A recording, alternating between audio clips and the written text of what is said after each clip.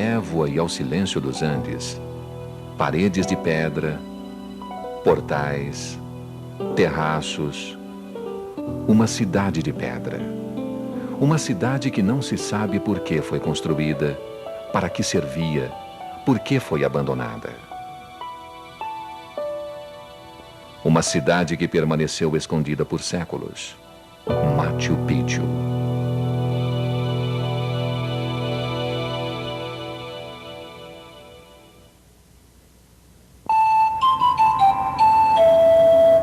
O caminho para Machu Picchu começa em La Paz. Não é o caminho mais curto, mas é aquele que melhor permite que sejamos capazes de entrar em contato com a cultura e a civilização que construíram, além de Machu Picchu, todo um império, o Império Inca.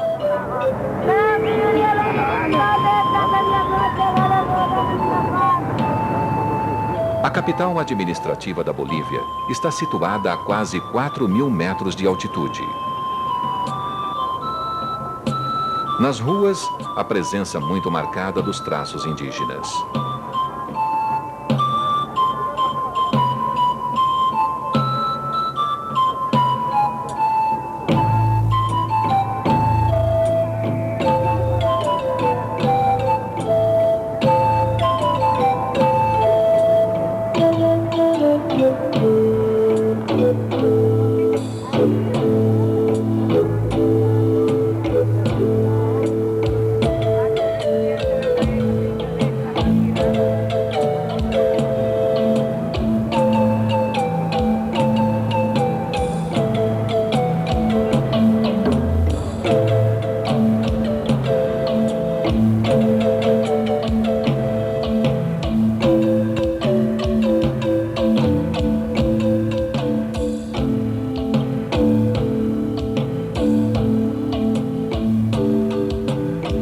Próximo a La Paz, a imponência da Cordilheira Real dos Andes.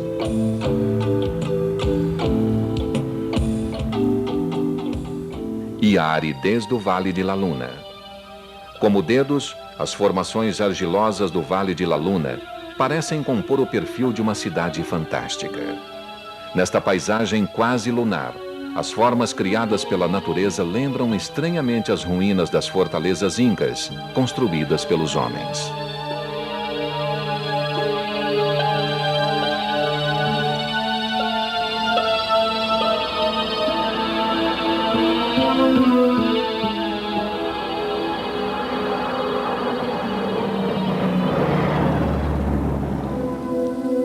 A 70 quilômetros de La Paz, começa o mistério.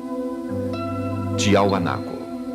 Ruínas de uma cidade próximas à margem boliviana do lago Titicaca. Quando os incas chegaram a esta região em meados do século XV, já encontraram ruínas de mais de 500 anos. Um estilo de construção colossal, retilíneo e austero. Muralhas rigorosamente alinhadas. Degraus de pedra que conduzem a pórticos monumentais talhados num só bloco. Estátuas que olham inexpressivamente dos terraços em ruínas. Ninguém sabe qual foi o povo que construiu e viveu em Tiahuanaco. Ninguém sabe por que ela foi abandonada. Há quem pense que foi o centro de um fabuloso império. Há quem pense que ela foi construída por seres de outro planeta. Há quem imagine a capital da lendária Atlântida.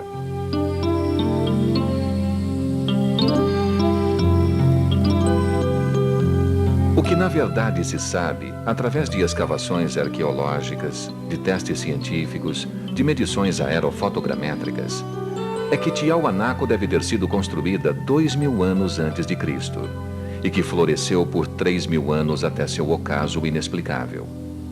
Sabe-se que a área urbana da cidade ocupava 420 hectares, dos quais apenas 5 foram até hoje escavados. Os extratos arqueológicos revelam vestígios de 5 cidades superpostas.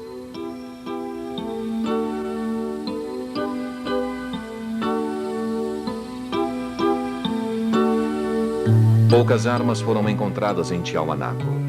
Aqui viveu um povo pacífico por 3.000 anos. Aqui se desenvolveu uma cultura específica. Povo e cultura que desapareceram sem deixar traço. Apenas o mistério monumental das pedras de Tiahuanaco.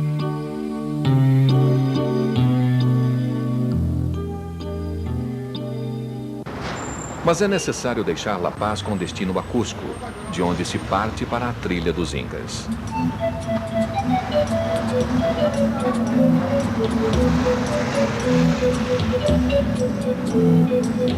Entre a Bolívia e o Peru, fazendo parte dos dois países, está o Lago Titicaca.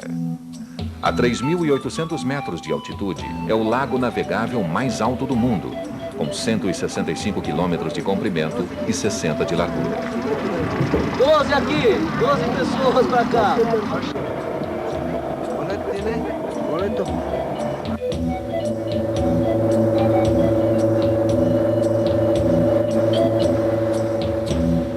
Aqui se desenvolveram as primeiras civilizações da América. Caçadores e pescadores já se haviam fixado em suas margens há 11.000 anos. Muitas civilizações, muitas culturas se sucederam através dos séculos. Chiripas, Tiwanacotas, Incas. Ruínas de diferentes épocas e distintas culturas estão hoje sob as águas do lago. Às vezes, em épocas de seca, elas ficam a descoberto. Nas águas do Lago Sagrado dos Incas, em frente à península de Copacabana, há duas ilhas. A Ilha do Sol e a Ilha da Lua. Aqui, de acordo com a lenda, começou o Império Inca. Há muitos séculos atrás, numa época perdida no tempo, os povos da América viviam na escuridão da barbárie. O Sol teve pena dos homens e resolveu mandar à Terra seu filho Manco Capac. A Lua enviou sua filha, Mama Oclo, para ser a mulher do filho do Sol. Eles surgiram no meio do lago Titicaca, nas ilhas do Sol e da Lua, e deviam buscar o local ideal para fundar seu império. Iniciaram uma longa odisseia, percorrendo centenas de quilômetros pelas terras altas dos Andes. Finalmente chegaram a um vale fértil, onde Manco Capac enterrou seu bastão de ouro no solo. O bastão afundou na terra e desapareceu. O buraco que deixou foi chamado de Cusco, que significa o umbigo do mundo. E sobre ele, Manco Capac e Mama Oclo fundaram sua capital, a capital do Império Inca.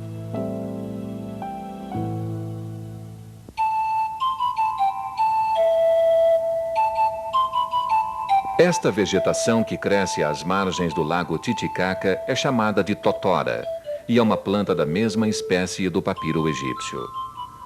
A totora é utilizada pela população local na fabricação de barcos, com uma técnica praticamente idêntica à que era empregada no Antigo Egito.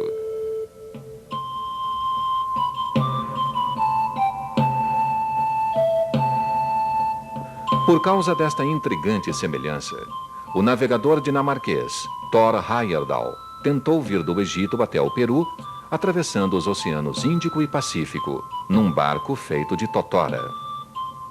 E para construí-lo veio buscar aqui, nas margens do Titicaca, este artesão, o mestre Paulino. Foi ele que fabricou o barco Ra-2, pois no Egito de hoje, a técnica de construção naval com papiro já havia sido esquecida.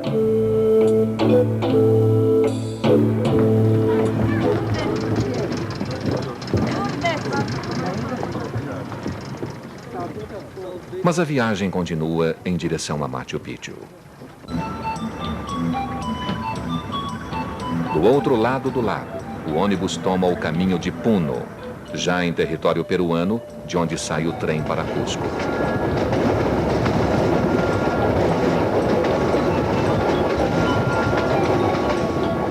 Cusco era o coração e o centro exato do Império Inca, chamado também de Tahuantinsuyo, os quatro cantos do mundo. Foi aqui que Manco Capac enterrou seu bastão. E foi daqui que 13 gerações de filhos do Sol governaram por mais de 400 anos o maior império das Américas. Situada a 3.400 metros de altitude, a cidade foi concebida originalmente com a forma de um puma, animal venerado por sua força, agilidade e astúcia. Daqui o Inca governava um império unificado política e administrativamente, que abrigava uma população de 12 milhões de pessoas e se espalhava por 4.800 quilômetros, da atual Colômbia ao Chile, da selva amazônica ao Oceano Pacífico. Foi esse império que começou a cair em 1532, quando Francisco Pizarro e sua força de apenas 180 homens invadiram o Peru.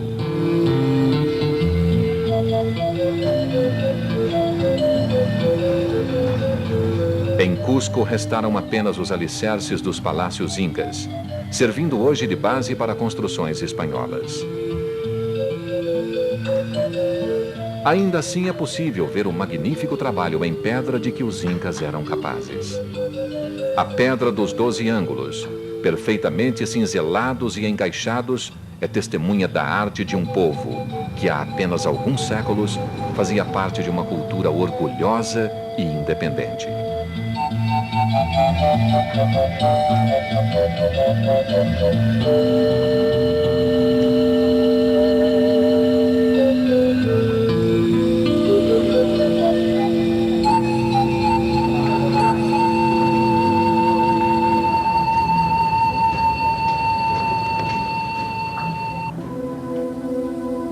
A 3 quilômetros ao norte de Cusco se encontra o templo-fortaleza de Sacsayhuamán. Aqui se deu a última grande batalha dos Incas contra o invasor. Em 1536, durante a rebelião de Manco Inca contra os espanhóis, milhares de homens dos dois lados morreram durante os vários dias de combate ininterrupto. Os Incas, plantados na fortaleza inexpugnável, estiveram a ponto de derrotar os invasores. Seu fracasso custou-lhes o império.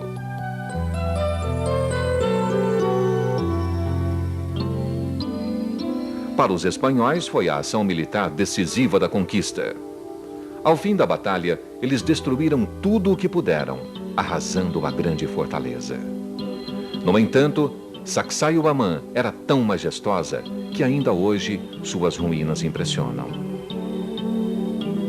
Se a concepção original de Cusco tinha o formato de um puma, Sacsayhuamán era a cabeça desse puma, situada numa colina de onde podia defender a capital. Mas além de fortaleza, Sacsayhuamán era também um templo, um grande centro religioso e administrativo, guardando na pedra o caráter teocrático do Império Inca, onde não havia separação entre igreja e Estado. 3 grandes muralhas de pedra, paralelas entre si, protegiam o conjunto, numa extensão de mais de 500 metros. O muro externo tem uma altura de 8 metros e nele há uma pedra que pesa 360 toneladas, perfeitamente cortada e assentada. Aqui se vê com clareza a misteriosa técnica de trabalho em pedra dos Incas, onde os blocos cinzelados em formatos diferentes se ajustam entre si, como se fizessem parte de um gigantesco quebra-cabeças. O muro intermediário tem 5,40 metros de altura, e no patamar mais alto, separado por um terraço, o muro interno que mede 4,20 metros. O conjunto de mais de 17 metros era coroado por 3 torres de pedra, uma redonda e 2 quadradas. Sob elas, se desenvolvia um complicado labirinto subterrâneo, com ruas e passagens que davam voltas e cruzavam-se entre si, ligadas por portas idênticas.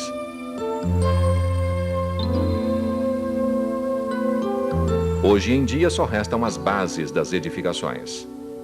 Além da destruição realizada pelos espanhóis, durante 400 anos, as pedras de Sacsayhuamán foram retiradas para serem usadas nas construções que se faziam em Cusco. Mas Sacsayhuamán era muito grande, e o que dela restou ainda impressiona, como um impassível gigante de pedra que protege Cusco.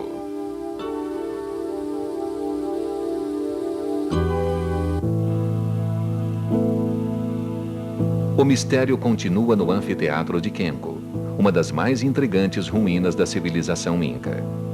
A 4 quilômetros a leste de Cusco, há uma colina desgastada pela erosão.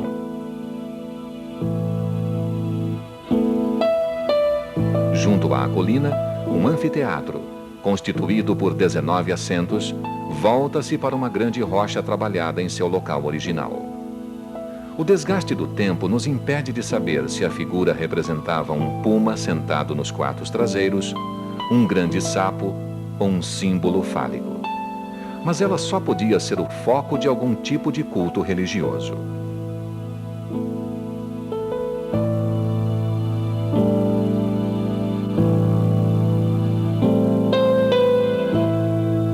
Sob a colina existem grutas naturais, também trabalhadas pelos incas, formando passagens e pequenos ambientes.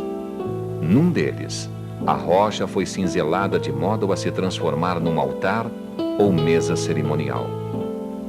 Uma placa de ouro colocada na vertical, junto a uma das entradas da caverna, refletia a luz do sol para que ela incidisse sobre a mesa. Não se sabe se este era um local de sacrifícios, de mumificação de corpos, ou se servia para cirurgias de trepanação. Na parte de cima da colina existem entalhes em forma de zigue-zague.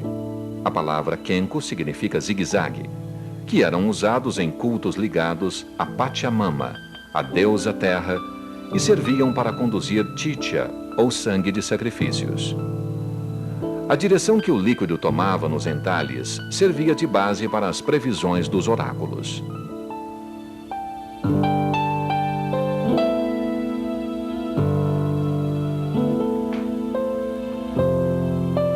Tambomachai, a cerca de 10 quilômetros de Cusco, é popularmente conhecida como o banho do Inca. A água que jorra desta fonte tem como origem uma montanha distante e foi canalizada subterraneamente, aproveitando condutos naturais.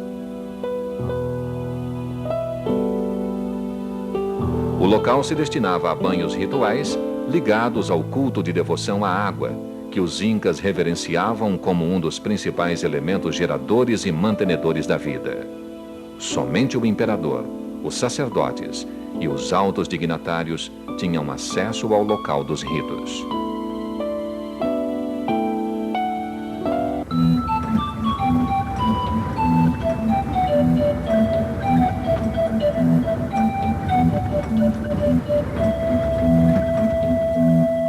Os excursionistas que vão ver o Vale Sagrado dos Incas passam por esta pequena feira, onde chama a atenção a tapeçaria artesanal dos descendentes indígenas. Apenas a sobrevivência de traços de uma antiga e poderosa cultura explica uma concepção realista e o extraordinário acabamento das tapeçarias.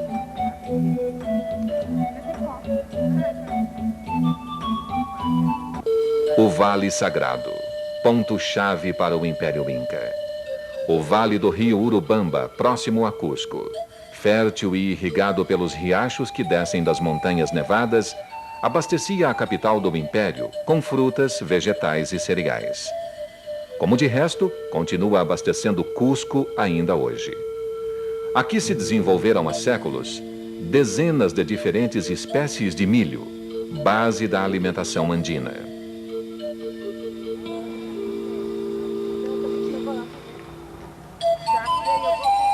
Algumas dessas espécies de milho têm grãos 20 vezes maiores e mais ricos como alimento do que qualquer outra no mundo. E só crescem aqui no vale. Nunca foi possível cultivá-las em qualquer outro lugar.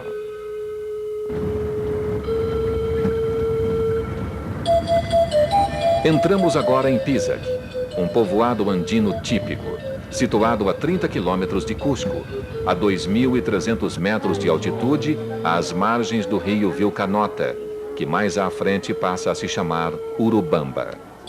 Fundado já na época da conquista espanhola, Pisac é conhecido por sua feira, que reúne em sua praça central os moradores de toda a região para comerciar produtos agrícolas e artesanais.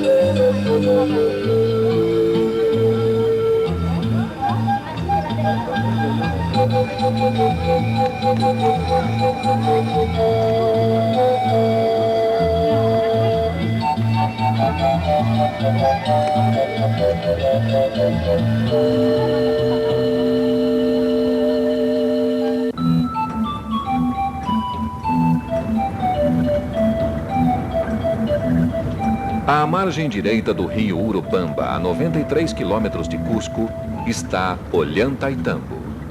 É a única povoação andina que se manteve intacta desde a época pré-colombiana até hoje. Seu traçado urbano é caracteristicamente incaico. Num formato trapezoide, 15 quadras simétricas são formadas por ruas pavimentadas em pedra, nas quais existem canais em que circula água potável proveniente da montanha nevada Ticón. Ao lado do povoado estão as ruínas de uma fortaleza. Aqui ocorreu uma grande batalha. Ainda em 1536, depois de derrotado em Sacsayhuamán, Manco Inca recuou para Calca, no Vale Sagrado. Mas Calca era vulnerável, e ele veio se entrincheirar em Ollantaytambo. Rechaçou espetacularmente o primeiro contingente espanhol que assaltou a fortaleza. Mas Pizarro enviou em seguida uma força tão esmagadora que Manco Inca, percebendo que não havia chance de vitória, abandonou a fortaleza e recuou para seu último refúgio nas montanhas, Vilcabamba, a misteriosa cidade que, depois de conquistada pelos espanhóis, desapareceu tão completamente que até hoje não se sabe onde se localizava. Ollantaytambo está situada num ponto estratégico, no final do Vale Sagrado. Suas defesas se voltam para o vale, protegendo Cusco das tribos da selva ao norte. Aqui também já começa o sistema de proteção à cidade sagrada de Machu Picchu, que está 75 quilômetros mais adiante. Os terraços superpostos tinham vários objetivos: evitar a erosão e os deslizamentos, possibilitar o cultivo e funcionar como baluartes de defesa. Dividindo os terraços, uma escadaria de pedra com 200 degraus conduz ao topo, onde estão as ruínas de um templo inacabado. Uma parede de 6 blocos de pedra justapostos com 4 metros de altura forma a base do que deveria ter sido uma construção maior. Um grande número de blocos não chegou a ser conduzido ao seu local definitivo. Muitos se encontram a meio caminho entre as ruínas e a pedreira, mostrando que os operários incas os transportavam desde seus canteiros, localizados a 10 quilômetros de distância, do outro lado do rio Urubamba. Nos blocos, há entalhes em relevo com uma cruz escaliforme, encontrada apenas nas ruínas de Tiahuanaco.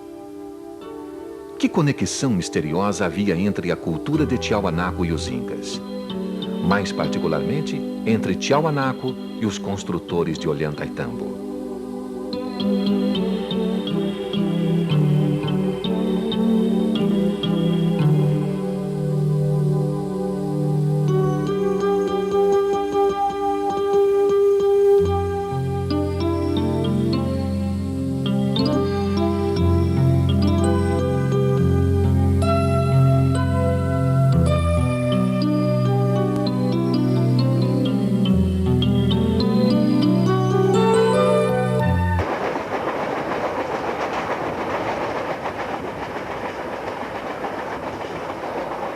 E novamente o trem. Agora, finalmente, para chegar ao começo da trilha Inca. Descemos no quilômetro 88 da estrada de ferro Cusco-Machu Picchu. Depois do trem partir, não há mais como voltar para trás. Resta apenas andar, pela trilha aberta há muitos séculos pelos habitantes do Império Inca. O caminho real para Machu Picchu começava em Cusco e era ladeado por inúmeros abrigos e construções entre as duas cidades. Passava por Ollantaytambo e continuava a seguir o curso do rio Urubamba.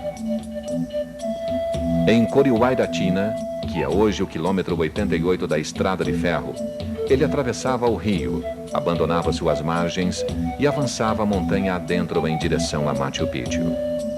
Os espanhóis conheceram e utilizaram este caminho apenas até Ollantaytambo.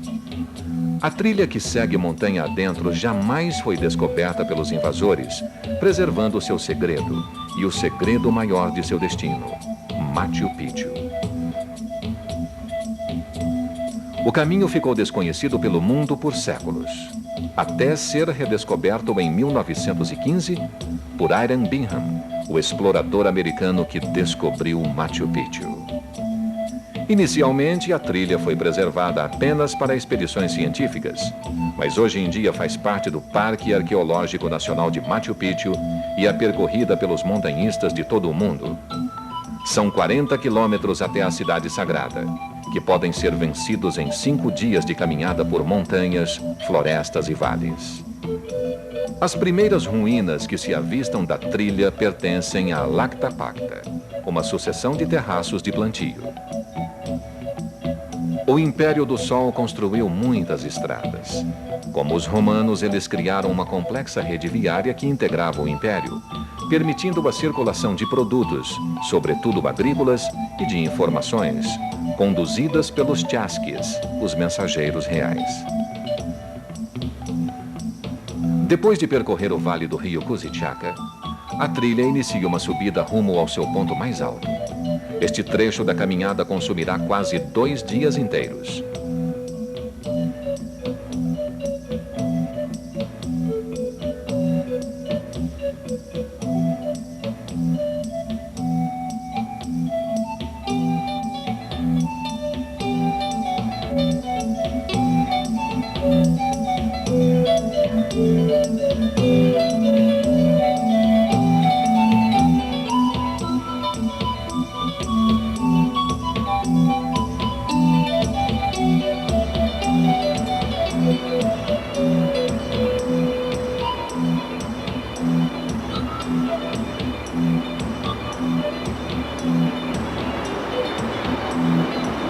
Ao fim de um dia de caminhada é necessário acampar, retemperar as forças para a continuação da jornada e observar o belo efeito do sol poente no alto de um pico nevado.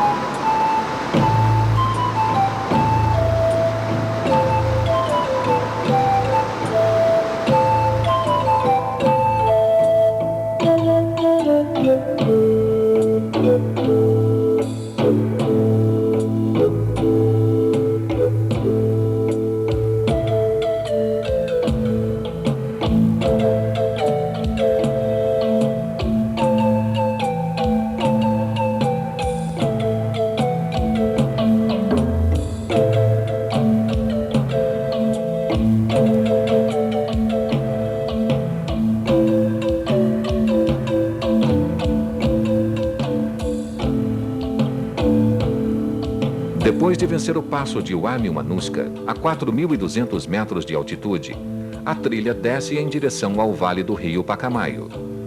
Daqui já se avista o segundo passo, nas colinas do outro lado do vale.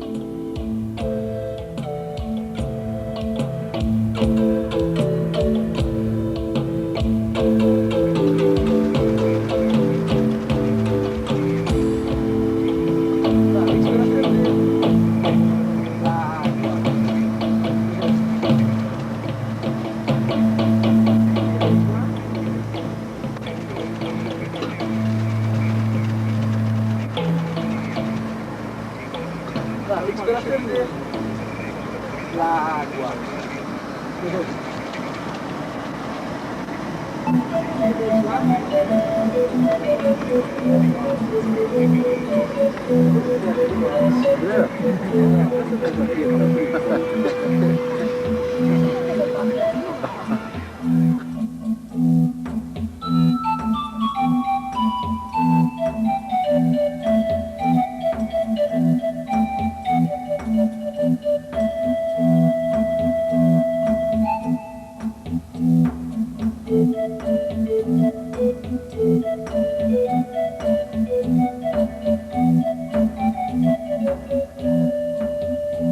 Na subida em direção ao segundo passo, a trilha cruza as ruínas de Huncuracay.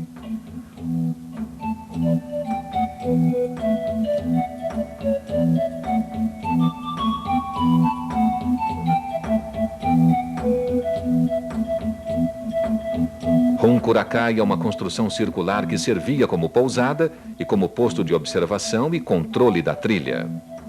Dela se tem uma visão total da trilha, desde o passo de Huamin-Humanuska até o vale do rio Pacamayo.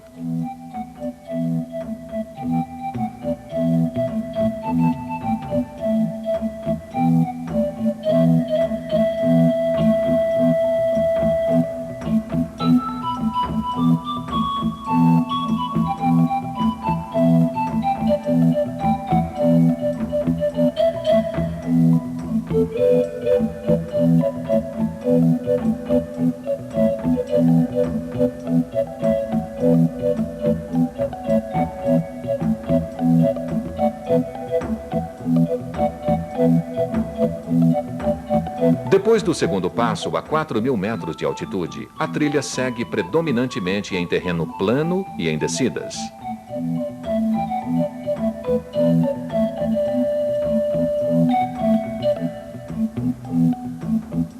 Sayamarca, construída no topo do penhasco, cercada de precipícios por todos os lados, menos por um, onde está a escadaria de pedra que liga a trilha à cidade.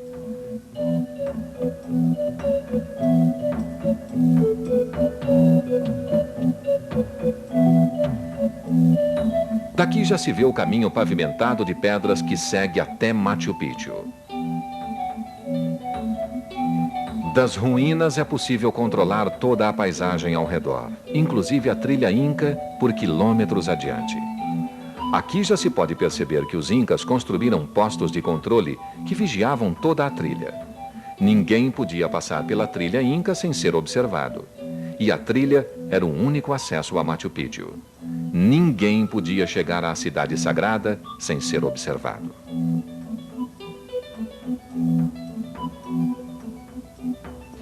Aqui, a trilha se transforma em um túnel, aberto pelos incas na rocha viva da montanha.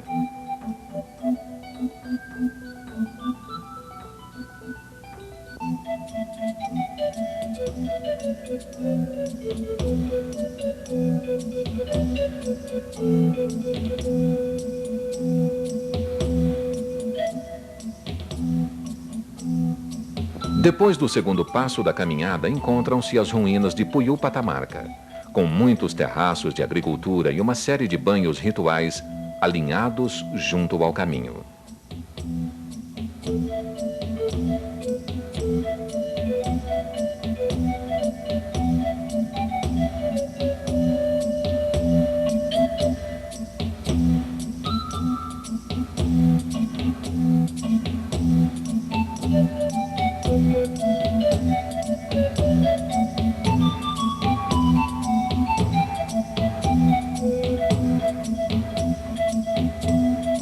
Saindo das ruínas, a trilha se transforma numa escadaria de pedra, com 2 metros de largura em alguns pontos e trechos esculpidos diretamente na rocha da montanha. No percurso da escadaria encontram-se pequenas grutas escavadas junto à encosta, com paredes e nichos, que serviam como pontos de pernoite para viajantes e mensageiros.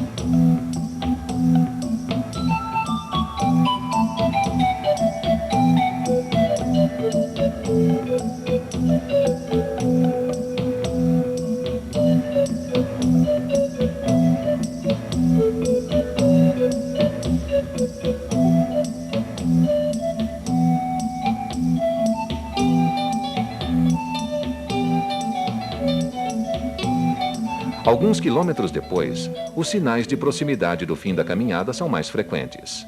Muros de pedra, postos de controle.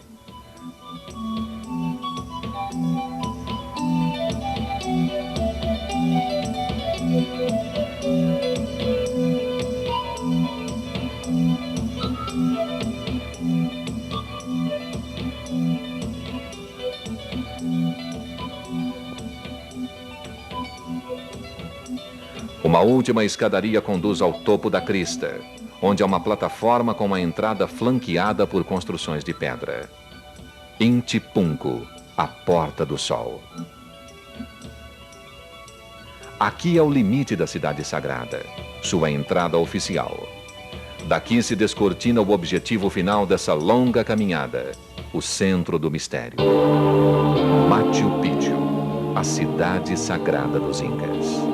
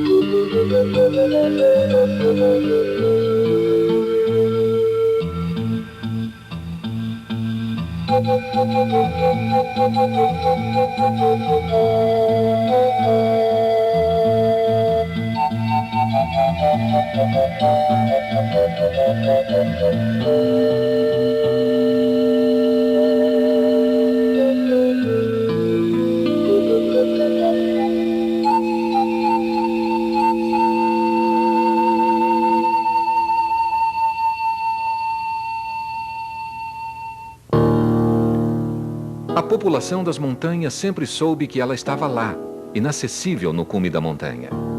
Mas durante muitos séculos sua existência foi ignorada pelo mundo. Nem o invasor espanhol que vasculhou e saqueou todos os cantos do Império Inca chegou a ter notícia dela. Em 1911, quando descobriu Machu Picchu, o explorador americano Hiram Bingham pensou estar encontrando o que procurava. Vilcabamba, o último reduto do Império, para onde Manco Inca se havia retirado e onde foi finalmente derrotado pelos espanhóis. Durante 50 anos, essa ideia foi aceita. Mas Machu Picchu é uma grande cidade de pedra, que deve ter levado muito tempo para ser construída, e não um refúgio improvisado. Vilcabamba foi incendiada pelos espanhóis e aqui não existem vestígios de fogo. Por fim, as evidências demonstraram que Machu Picchu não era Vilcabamba. Então, o que era Machu Picchu?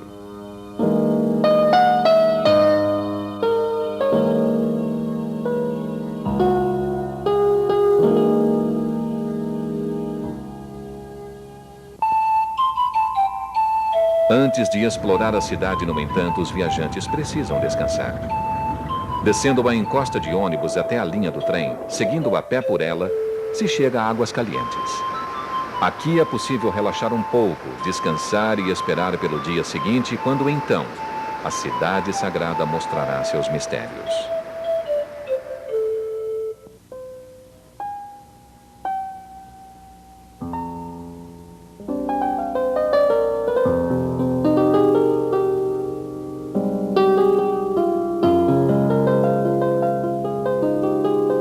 A localização, o tipo das construções, o seu acabamento. Machu Picchu não era uma cidade para pessoas comuns. Algo de muito importante acontecia aqui.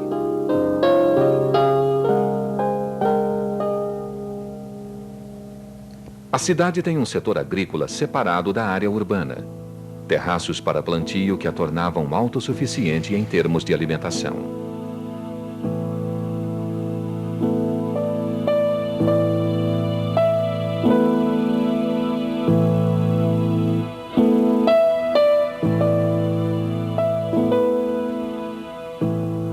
setor urbano, além dos templos e praças, dispõe de mais ou menos 200 habitações, que deviam abrigar em torno de 1.000 pessoas.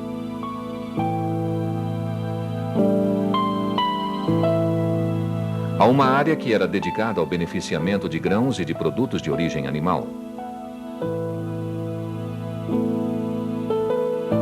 Mas estão lá, sobretudo, os templos. O Templo do Sol, como uma torre arredondada, contém nichos para ídolos e oferendas. A peça central é uma grande pedra natural, entalhada na parte superior, de forma a possibilitar registros astronômicos. Sob o templo, forma-se uma gruta que aparenta ter sido uma tumba real.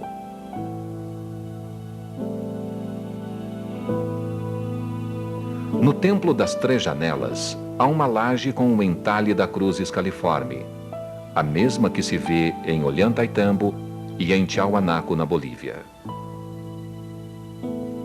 O templo principal é uma construção de 3 paredes, com encaixes habilmente trabalhados.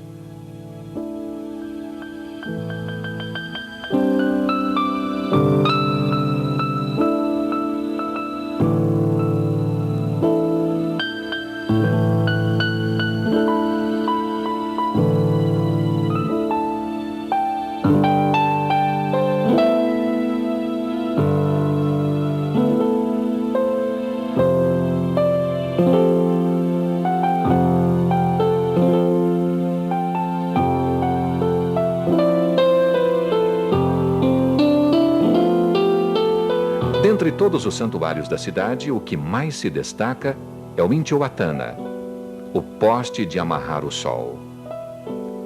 O Intihuatana existia em todos os locais de importância do Império Inca. Mas este é o único que escapou incólume à destruição sistemática realizada pelos espanhóis. Sua função era relacionada às observações astronômicas.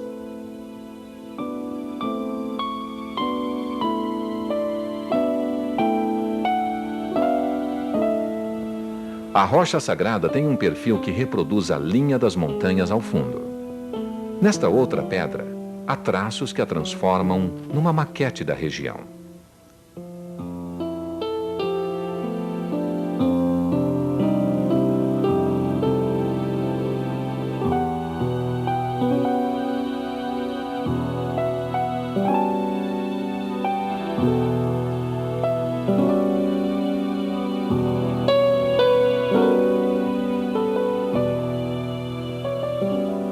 Podemos andar pelas ruas de Machu Picchu, tocar suas pedras, admirar suas obras. Mas a única coisa que conseguimos partilhar é o seu silêncio. O mistério não se revela. As pedras não contam seus segredos. Por que e para que essa cidade existiu nesse lugar isolado nas montanhas?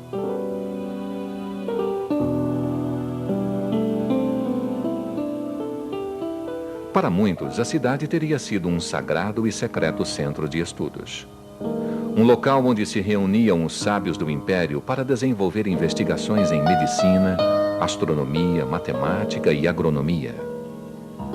Todos esses estudos se mesclavam com uma visão religiosa que era o sustentáculo da cultura inca.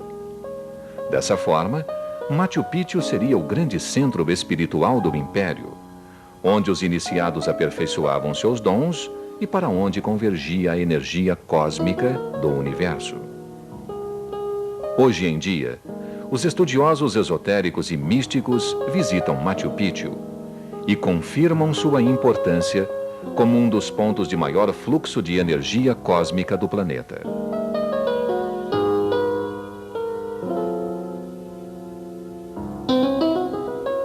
Para outros, Machu Picchu não chegou a ser conhecida pelos espanhóis porque seria desconhecida pelos próprios incas. Para esses pesquisadores, a cidade foi abandonada séculos antes da conquista espanhola e sua memória perdeu-se no tempo. Teria sido Machu Picchu uma cidade pré-incaica, um assentamento cultural, herdeiro dos conhecimentos oriundos da cidade santuário de Tiahuanaco, um elo na transmissão dessa cultura aos incas. Na verdade, ninguém sabe. Nem seu nome verdadeiro é conhecido hoje em dia. Machu Picchu significa Montanha Velha.